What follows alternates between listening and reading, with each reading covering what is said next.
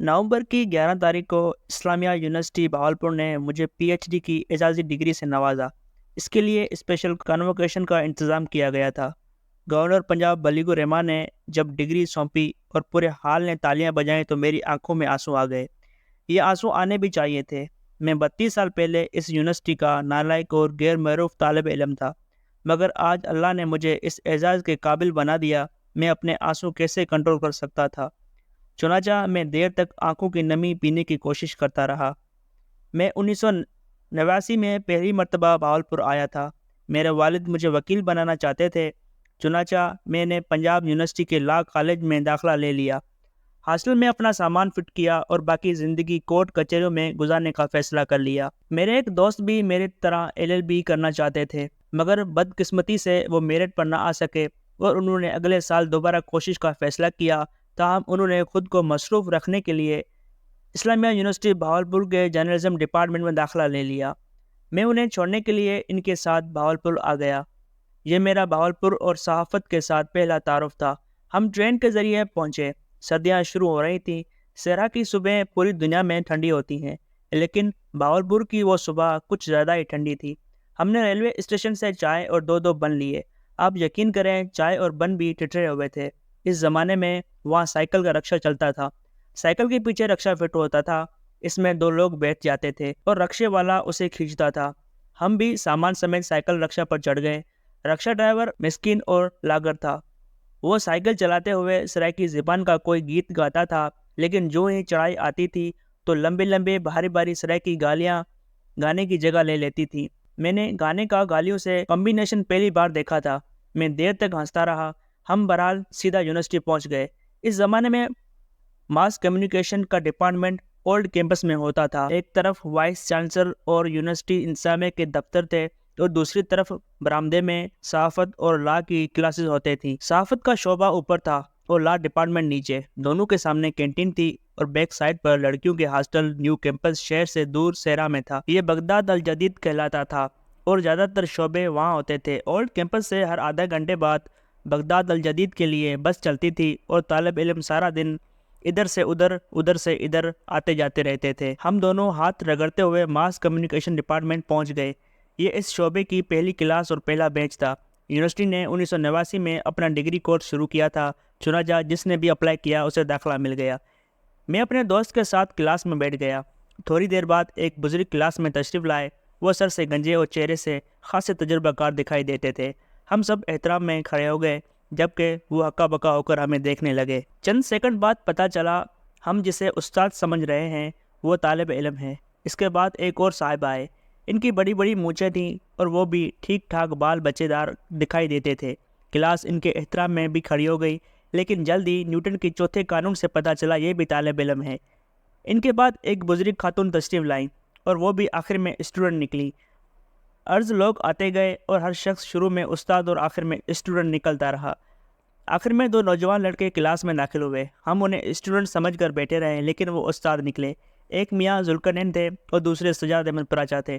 पता चला शागिर्द बड़े और उस्ताद उम्र में छोटे हैं और तालिब इल्मों को अपना और उस्तादों को पढ़ाना नहीं आता। ये एक इतनी दिलचस्प सूरत हाल थी कि मैंने लॉ छोड़कर सहाफ़त में दाखिला लेने का फ़ैसला कर लिया। मैं उठकर सीधा क्लर्क के पास गया और इससे पूछा, क्या मैं अब सहाफ़त में दाखिला ले सकता हूँ? वो एक खुश्क मिजाज का सीरियस शख्स था। इसने मक्खी मारने के स्टाइल में फार्म मेरे सामने फेंका और कहा, हाँ, अगर तुम आज फार्म जमा करा दो और कल फीस तो तुम्हारा दाखिला हो सकता है, लेकिन तुम्हें इस जेल में आने की क्या ज़रूरत है? मैंने हंसकर इसका शुक्रिया अदा किया, फार्म पर किया, इस दिन फ़ीस जमा कराई और यूँ सहाफ़त और भावलपुर दोनों का हो गया। मैं आज जब पीछे मुड़कर देखता हूँ तो अपने आप से एक सवाल ज़रूर करता हूँ, मैं अगर इस दिन अपने दोस्त को भावलपुर छोड़ने ना जाता तो क्या आज मैं जावेद चौधरी होता? मुझे हर बार यही जवाब मिलता है, हरगिज़ नहीं। मैं हकीकत में कुछ भी हो सकता था। मैं बहुत अच्छा वकील बन सकता था, शायद जज भी बन जाता, या फिर सीएसएस करके सरकारी मुलाजिम हो जाता, लेकिन ये तय था मैं सहाफ़ी होता और ना आज मेरी कोई जान पहचान होती। ये सब इस ज़ात का करम है जो लोगों के रास्ते और मुकद्दर बदलते रहते हैं। मैंने बहरहाल सहाफ़त पढ़नी शुरू कर दी। मैं पढ़ने का तकल्लुफ़ ही कर रहा हूँ। मैंने सहाफ़त के शोबे में जाना शुरू कर दिया था। मियाँ जुल्करनैन फ़िलासफ़र टाइप शख्स थे। उन्हें बेशुमार नावल और अफसानों के इक़्तिबासात अज़बर थे। मैंने इनसे यह फ़न सीख लिया। अल्लाह ताला ने मुझे बहुत अच्छा हाफ़िज़ा दे रखा है। مجھے آدھی آدھی کتاب یاد ہو جاتی تھی۔ میں آج تک یہ فن اندھادھند استعمال کرتا ہوں اور میاں ذوالفقار نین کا شکریہ ادا کرتا رہتا ہوں۔ سجاد پورہ جہاں محنتی شخص تھے، ان کے چہرے پر ہر وقت ایک شرمیلی سی مسکراہٹ رہتی تھی۔ یہ مسکراہٹ آج بھی اپنی جگہ قائم ہے۔ میں نے ان سے بھی بہت کچھ سیکھا۔ ہماری کلاس تجربہ کار لوگوں پر مشتمل تھی، ان سب کو کچھ آتا تھا، لیکن یہ صحافت اور کتابوں دونوں سے پرہیز کرتے تھے، اور یہ اس دور اور اس کلاس کی بہت بڑی خوبی تھی۔ چنانچہ وہاں سارا دن کہکے لگے رہتے تھے، کوئی کسی سے الجھتا نہیں تھا، سب خوش تھے۔ بہاولپور حقیقتاً ایک شاندار شہر تھا۔ اس شہر میں بڑے شہروں کی تمام سہولتیں موجود تھیں۔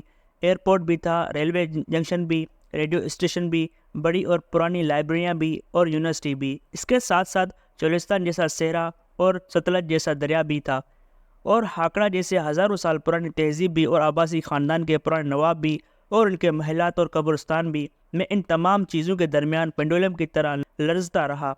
میں نے جی بھر کر کتابیں پڑھی، جی بھر کر شہر میں گردش کی، اور جی بھر کر چولستانی تہذیب دیکھی، لیکن اگر کوئی کام نہیں کیا تو وہ پڑھائی تھی۔ میں کلاس کا نالائق ترین طالب علم تھا۔ کلاسز بھی پوری نہیں تھیں، ٹیچرز سے بھی تعلقات اچھے نہیں تھے، اور کلاس فیلوز کے ساتھ بھی کھچاؤ تھا، لہٰذا میں ڈپارٹمنٹ میں پرسونا نان گراٹا تھا۔ لیکن آپ اس کے باوجود رٹے کا کمال دیکھیے، میں نے ڈپارٹمنٹ میں پہلی پوزیشن بھی حاصل کر لی، اور اس شعبے کا پہلا گولڈ میڈلسٹ بھی ہو گیا، اور اس کے بعد گرتا پڑتا گھسٹتا رگڑتا صحافت میں بھی آ گیا۔ اللہ تعالیٰ کو نہ جانے کس وقت مجھ پر ترس آ گیا اور اس نے میرا ہاتھ پکڑ لیا۔ اس کے بعد کی کہانی کوئی کہانی نہیں ہے۔ چنانچہ میں بہاولپور کی طرف واپس آتا ہوں۔ بہاولپور سے ایک اخبار نکلتا تھا، روزنامہ ستلج۔ ایک دن اس کی سیڑھیاں اترتے ہوئے میری ملاقات ایک گورے چٹے نوجوان سے ہو گئی۔ اس نے مجھے اپنی بھٹی پرانی موٹر سائیکل پر لفٹ دی، اور میں نے بدلے میں اسے تھڑے پر بٹھا کر کھانا کھایا۔ تھڑے پر کھانے کا یہ اس کا پہلا تجربہ تھا، لہٰذا وہ شرمندگی سے دائیں بائیں دیکھ کر لقمے لے رہا تھا، اور میں کہکے لگا رہا تھا۔ اس کا نام محمد شہزاد تھا، اور وہ پنجاب ہائی وے میں اوورسیز تھا۔ اس نے انجینئرنگ میں ڈپلومہ کیا تھا۔ یہ اس زمانے میں ایف اے کے برابر سمجھا جاتا تھا۔ اس میں دو حیران کن خوبیاں تھیں، وہ بہت خوبصورت لکھتا تھا، اور دوسرا اس میں بلا کی ہنس مزاح تھی۔ ہم دونوں شاید بچھڑے ہوئے روئے تھی، اس لیے دونوں کی خوفناک دوستی ہو گئی، اور یہ سارا دن اور آدھی رات میرے ساتھ رہتا تھا۔ میرے ساتھ ڈپارٹمنٹ میں آتا تھا، اور میرے ساتھ ہی ہاسٹل، اور جب پورے شہر میں الو بولنے لگتے تھے تو یہ اپنی پرانی موٹر سائیکل پر پٹ پٹ کرتا ہوا گھر چلا جاتا تھا۔ میرے کلاس فیلوز کہتے تھے، تم لوگ فیس ایک دیتے ہو لیکن پڑھتے دو ہو، یہ ناانصافی ہے، اور ہم کہکا لگا کر کینٹین پر چلے جاتے تھے۔ میں نے اسے ایک دن کہا، شہزاد تم بی اے کیوں نہیں کرتے؟